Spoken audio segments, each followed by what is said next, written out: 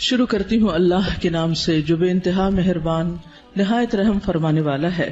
علم کیا نہیں، نشرح ہم نے کھول دیا، لکا آپ کے لیے، صدرک سینہ آپ کا، ووضعنا اور اتار دیا ہم نے، عنکا آپ سے، وزرک بوجھ آپ کا، الذی وہ جس نے، انقضا توڑ دی تھی، ظہرک کمر آپ کی، ورفعنا اور بلند کیا ہم نے، لکا آپ کے لیے، ذکرک ذکر آپ کا، فإن پس یقیناً، مع ساتھ، العسری تنگی کے، یسرا آسانی ہے، ان یقیناً، مع ساتھ، العسری تنگی کے، یسرا آسانی ہے، فإذا پس جب، فرغتا فارغ ہو جائیں آپ، فانصب تو محنت کیجئے، وإلی ربک اور طرف اپنے رب کے، فرغب پس رغبت کیجئے۔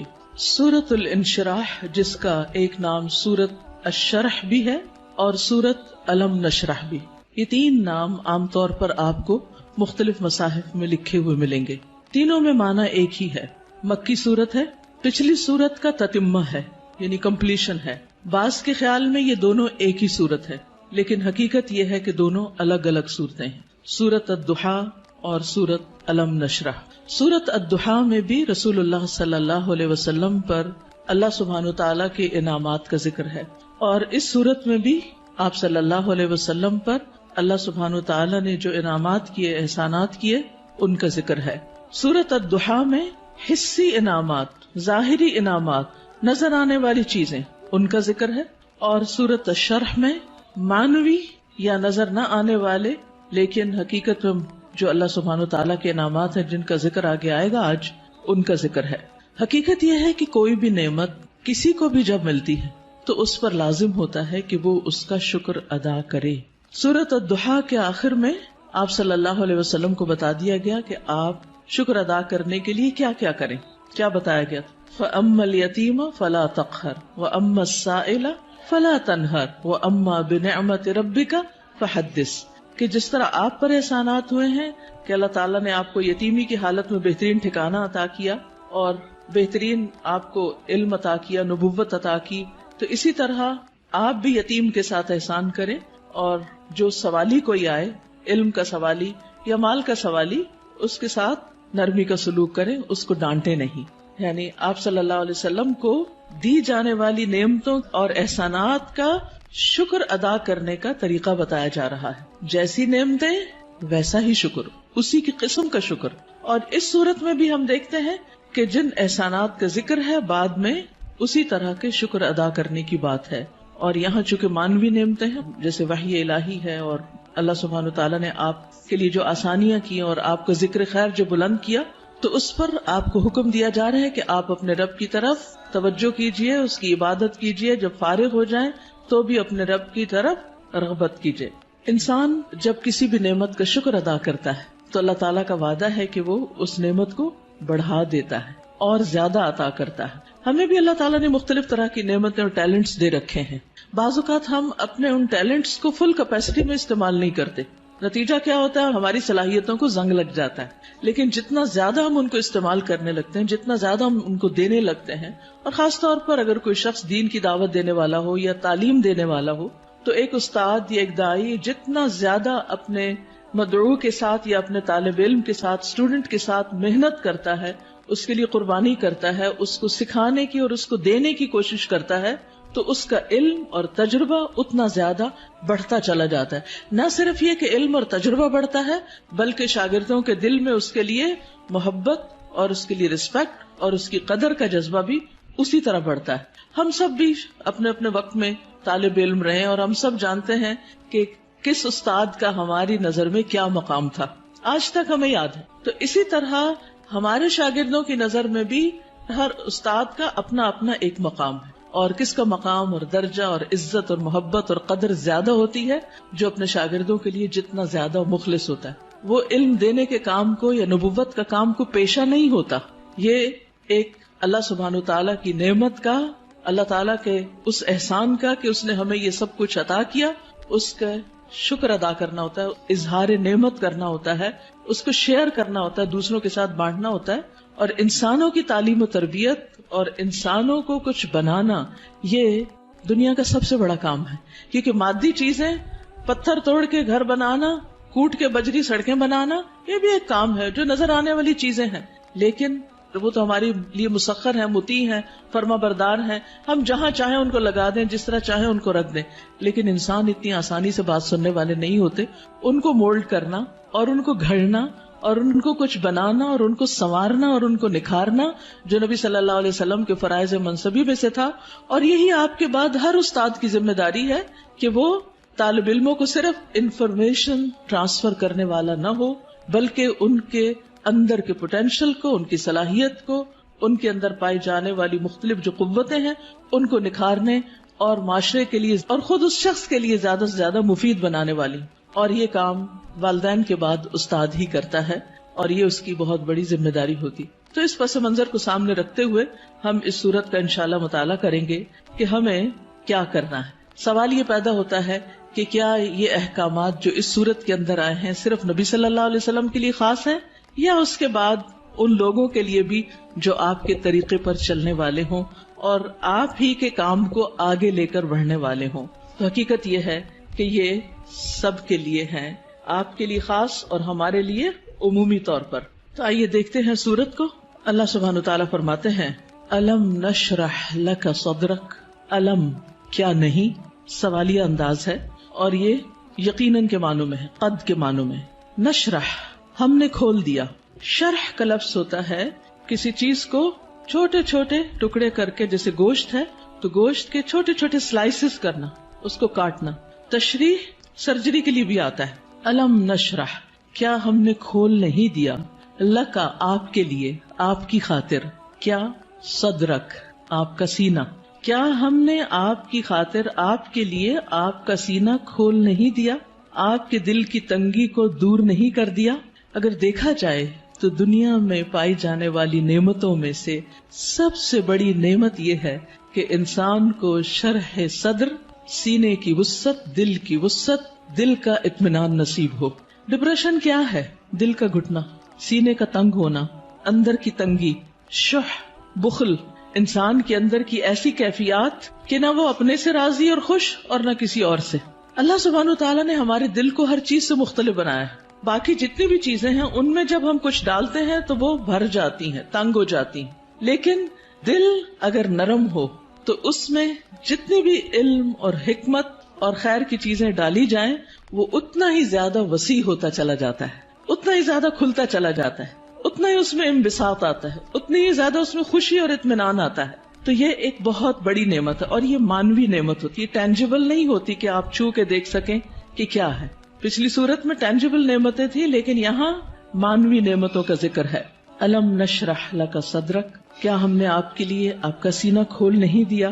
جب سینہ کھلتا ہے تو مشکل سے مشکل، پیچیدہ سے پیچیدہ اور کمپلیکیٹڈ معاملات سمجھ میں آنے لگتے ہیں. انسان چیزوں کی تہ تک پہنچنے لگتا ہے، اس کو گہرائی نصیب ہوتی ہے، اس میں وزڈم آتی ہے، اس میں ڈیپتھ آتی ہے اور انسان دور تک سوچنے لگتا ہے. ابراہیم علیہ السلام کا ویژن آپ دیکھیں کہ انہوں نے نبی صلی اللہ علیہ وسلم کے بھیجے جانے کے لیے دعا کی تھی 2500 سال پہلے. وہ کیسے، ان کو یہ ضرورت کیوں محسوس ہو گئی اور انہوں نے اپنی دعا میں یہ دعا کیوں شامل کی کہ اللہ ان کے اندر سے ایک شخص ایسا اٹھانا جو ان کی تعلیم و تربیت کرے. ہم ایسی بات کیوں نہیں سوچتے، ہمیں ایسے خواب کیوں نہیں نظر آتے؟ اس لیے کہ ہم صرف اپنی ہی ذات کے گرد گھومتے ہیں. سیلفش، دل چھوٹا ہے، نظر کوتا ہے، تنگ ہے، شارٹ سائٹڈ ہے، دور کی چیزوں کو نہیں دیکھ پاتے، صرف قریب کے فائدوں کو دیکھتے ہیں. آج مجھے کیا مل رہا ہے ہم اس کو دیکھتے ہیں، کل میری کوششوں کا صلہ کیا نکلے گا، کیا ملے گا مجھے، اس کی طرف ہماری نگاہ نہیں جاتی. لہٰذا جو لوگ شارٹ ٹرم گولز کے لیے کام کرتے ہیں وہ کوئی بڑا کام کبھی بھی نہیں کر سکتے، اور جو لوگ دور تک سوچتے ہیں اور وہ وہی سوچتے ہیں جن کے اندر وسعت ہوتی، جن کا دل بڑا ہوتا ہے، جن کی نگاہ دور تک دیکھتی. تو الم نشرح لک صدرک کیا ہم نے آپ کے لیے آپ کا سینہ کھول نہیں دیا. آپ کے لیے اللہ سبحانہ وتعالی نے خیر اور بھلائی کے رستے کھول نہیں دیے، کیونکہ جب تک دل کھلتا نہیں، یہاں صرف دل کی بھی بات نہیں کی گئی، پورے سینے کی گئی، چیسٹ، اور چیسٹ کے اندر دل. چیسٹ کی جگہ زیادہ ہوگی تو پھر باقی چیزوں کے اندر بھی وسعت آئے گی. تو نبی صلی اللہ علیہ وسلم کو اللہ سبحانہ و تعالیٰ نے یہ خاص صلاحیت دی تھی جس کی وجہ سے آپ نبوت کا کام لینے کے قابل ہوئے تھے. اسی لیے قرآن آپ کے قلب پر نازل ہوا تھا اور آپ نے اس کو محفوظ کیا تھا. اسی لیے پھر اس کو صحیح طور پر سمجھ کر آگے بیان کیا تھا، کیونکہ ان سب چیزوں کا تعلق شرح صدر کے ساتھ ہوتا ہے. یہی وجہ ہے کہ ہم دیکھتے ہیں کہ موسیٰ علیہ السلام جب اللہ سبحانہ تعالیٰ نے ان سے بات کی، ہم کلام ہوئے اللہ تعالیٰ، اور ان کو اپنے کام کے لیے چن لیا، وَاصْطَنَعْتُكَ لِنَفْسِي، اور اللہ تعالیٰ نے ان کو اپنی رسالات سے نوازا، تو انہوں نے سب سے پہلی دعا کیا مانگی؟ رب اشرح لی صدری ویسر لی امری واحلل عقدۃ من لسانی یفقہوا قولی، کہ اللہ میرا سینہ کھول دے، یہ ساری بات مجھے بھی سمجھ آئے اور دوسروں کو بھی سمجھ آئے، اور میرا کام آسان کر دے، اور میری زبان کی گرہ کھول دے تاکہ لوگ بات سمجھ سکیں، اور مجھے میرے گھر والوں میں سے ایک مددگار میرے بھائی ہارون کو عطا کر. تو بہرحال اللہ سبحانہ وتعالی جس کے ساتھ بھلائی کا ارادہ کرتا ہے، من یرد اللہ بہ خیرا یفقہہ فی الدین، اور پھر افمن شرح اللہ صدرہ، کیا بھلا وہ جس کا سینہ اللہ نے کھول دیا، فہو علی نور من ربہ، اور وہ اپنے رب کی طرف سے ایک نور پر ہو. تو جس کا سینہ اللہ تعالیٰ کھول دے، اور خصوصاً جس کو اللہ ہدایت دینا چاہتا ہے، صحیح راستہ دکھانا چاہتا ہے، تو اس کے بارے میں کیا فرمایا؟ من یرد ان یہدیہ یشرح صدرہ للاسلام، جس کو اللہ ہدایت دینا چاہتا ہے اس کا سینہ اسلام کے لیے کھول دیتا ہے، اس کو وسعت عطا کر دیتا ہے، اس کے دل میں پھر اسلام کی محبت پیدا ہو جاتی، وہ اس کے لیے کچھ کرنا چاہتا ہے.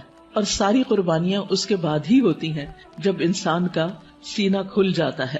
اور پھر آپ دیکھیں کہ سینہ تنگ کب ہوتا ہے، دل تنگ کب ہوتا ہے؟ جب لوگ ہم پہ باتیں کرتے، جب لوگ ہمیں ہرٹ کرتے ہیں، تو پھر ان کی طرف سے ہمارا دل تنگ ہو جاتا، پھر ہم معاف نہیں کر سکتے، پھر ہم اپنے دل میں حسد اور بغض اور ان چیزوں کو بھر لیتے ہیں، پھر ہم ان لوگوں کے ساتھ خیر اور بھلائی نہیں کر سکتے. لیکن آپ دیکھیے کہ پیغمبروں کو لوگوں نے کون سا لقب ہے جو نہیں دیا، ساحر، کاہن، مجنون، شاعر، نہ جانے کیا کچھ، لیکن کیا انہوں نے ان باتوں کو دل میں رکھا اور لوگوں سے انتقام لیے اور جوابی کاروائیاں کی، یا ان کو معاف کر کے پھر بھی ان کی ہدایت کی دعائیں کرتے رہے؟